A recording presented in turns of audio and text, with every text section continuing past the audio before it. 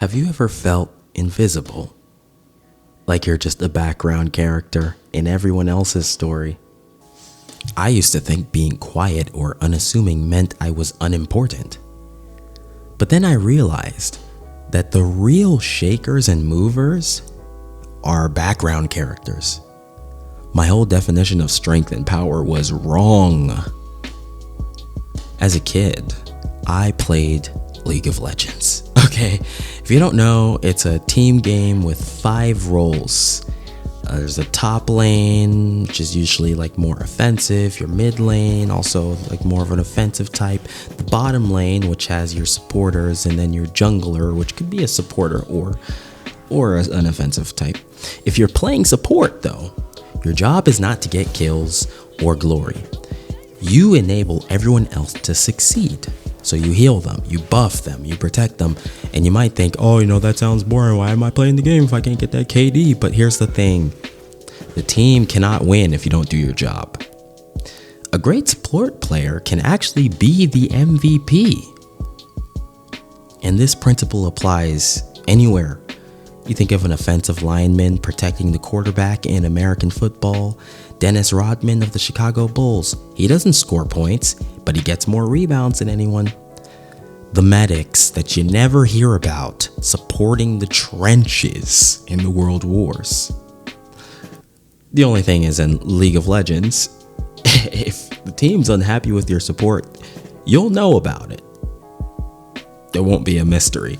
In any context, the support players are often overlooked or even abused until you realize they're running the show.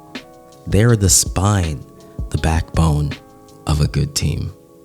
The hidden hand. Well, that's Hinata. She's the ultimate support class MVP waifu. A masterclass in playing the background.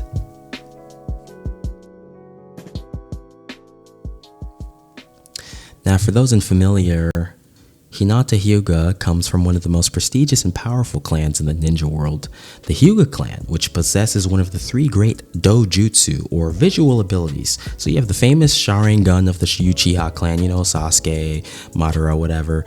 You have the Rinnegan, and theirs is the Byakugan, which gives them 360-degree vision, and they can see chakra, or a person's energy.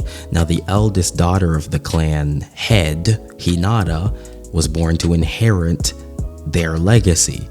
But unlike her older brother, is he older or younger? I don't remember. Neji, she's not aggressive. She's not powerful. She's a soft-spoken, cute, gentle waifu. She's kind.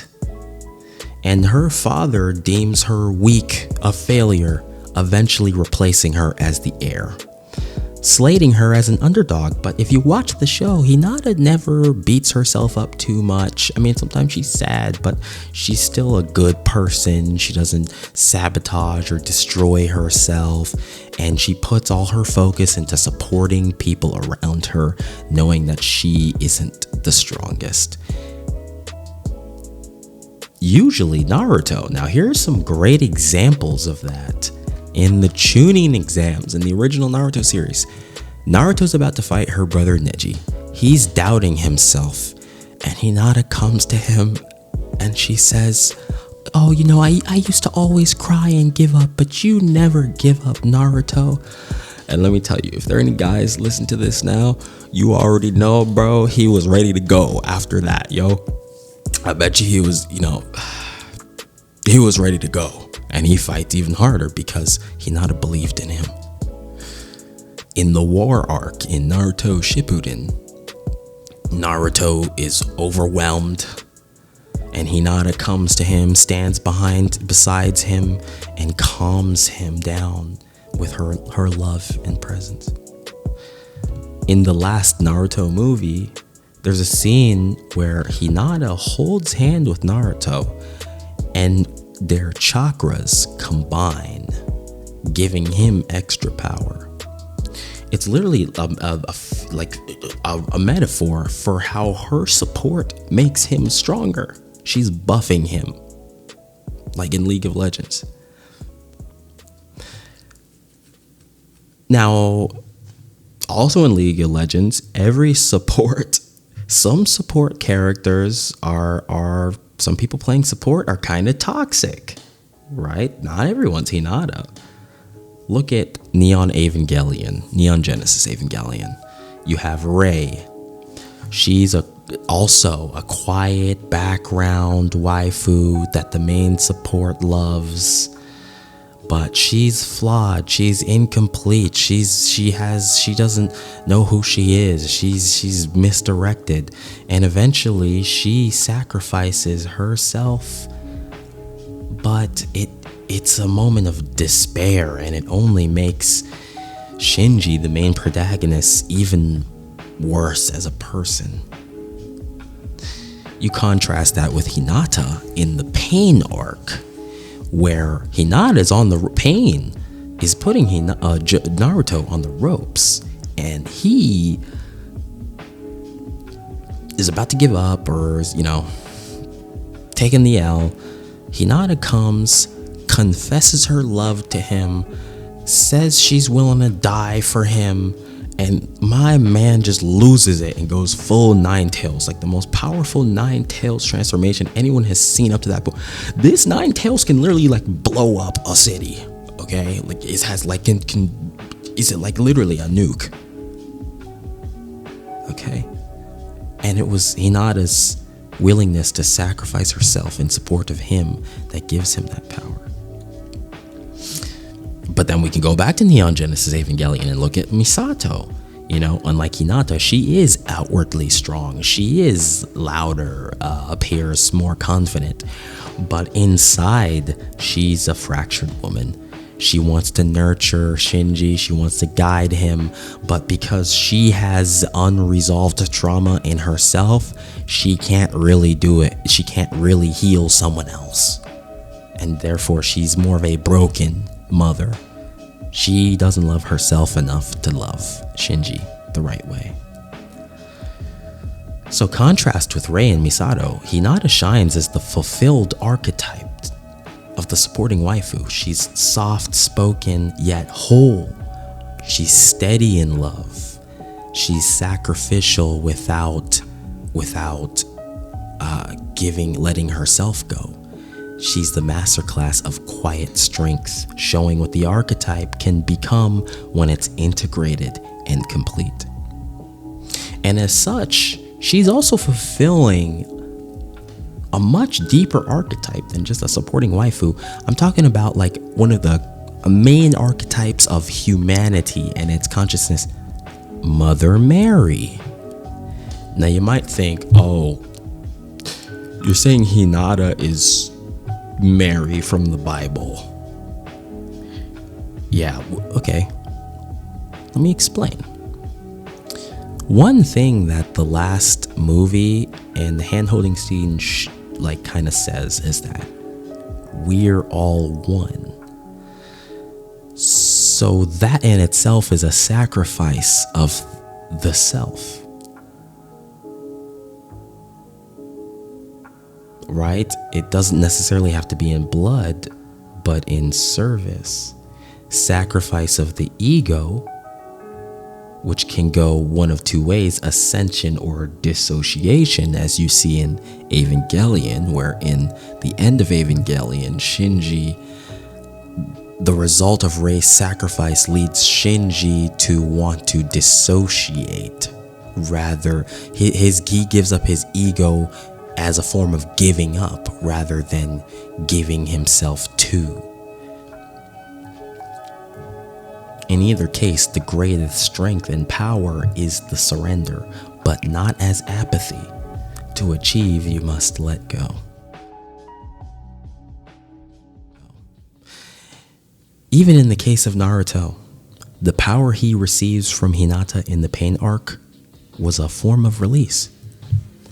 Hinata plays the role of Mother Mary, her sacrifice in support of Naruto, the Christ figure, who will then sacrifice himself.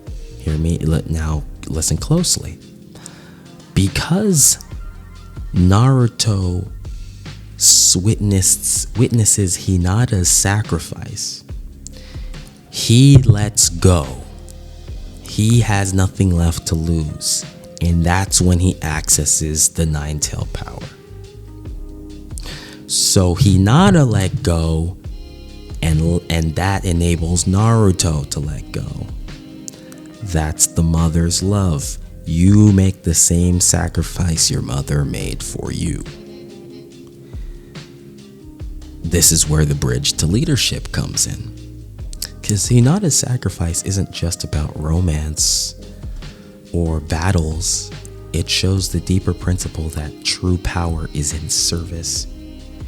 Even as a leader, although at the forefront, the Hokage is a service position. A lot of that includes the non-glamorous work in the background, the pain and struggle of development to even become that powerful that no one will ever see or appreciate unless you're watching the show from the fourth dimension. But that's what counts. The background is where most meaning happens. The selfless sacrifice done without want for recognition. Other predecessors to Naruto, like his father Minato or his mentor Jiraiya, literally die for Naruto to be able to be who he becomes. Foreground, background, top lane, bottom lane, mid lane, it don't matter. It all depends where you're looking from. The Hokage is the head of an entire body, his village. But you pan out far enough, it's all a single entity, and the separation is an illusion.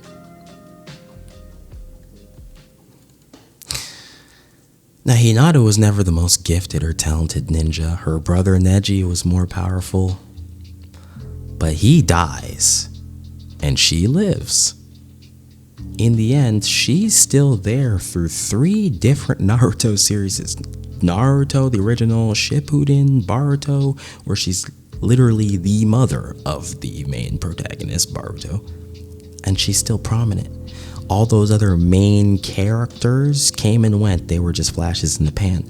And when you think of the great anime characters of all time, I bet you money, $1,000 on any list, Hinata comes before Neji. I bet you on any list, Hinata comes before 80% of anime characters, period. But I think therein lies the deepest truth. What is longevity? Eternal life. Can we live forever? In the story of Christ, it's his crucifixion that makes him eternal. It's the reason he lives on in our consciousness today, even if it's just a story. Hinata's sacrifice, her support, her lack of want for glory is divine and everlasting. It's the reason she's an icon. It's immortality in spirit.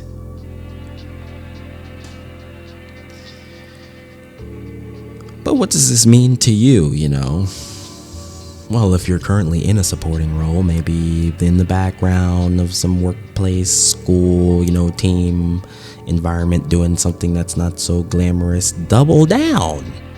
Do it to the best of your ability and tell me that everything around you doesn't progressively get better and more positive. Or look for opportunities to do things that other people aren't willing to do. Opportunities to support. In a relationship, this could be, checking on the other person, being steady when the other person, instead of demanding attention at work, enabling other people's success, congratulating them, encouraging them, in the family, doing the same thing or making certain sacrifices that people won't, notice or care about, but it matters. In friendships, standing on business, having people's back, loyalty.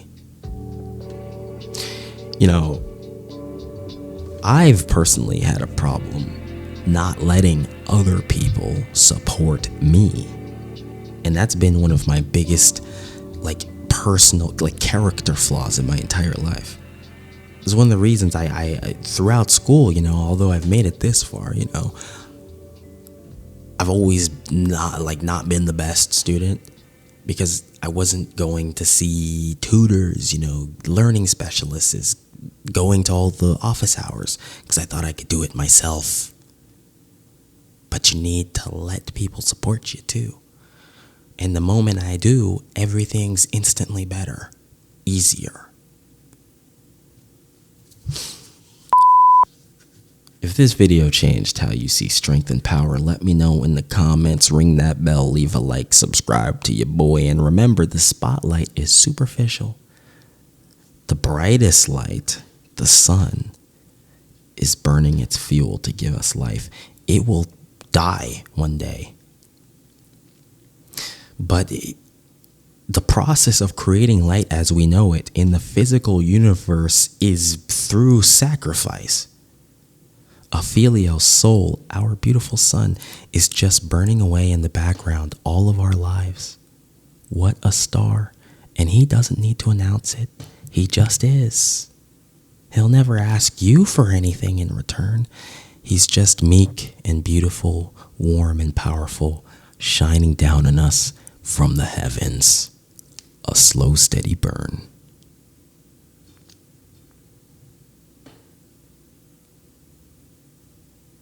Thank you, Hinata. Thank you, Jiraiya. Thank you, Minato.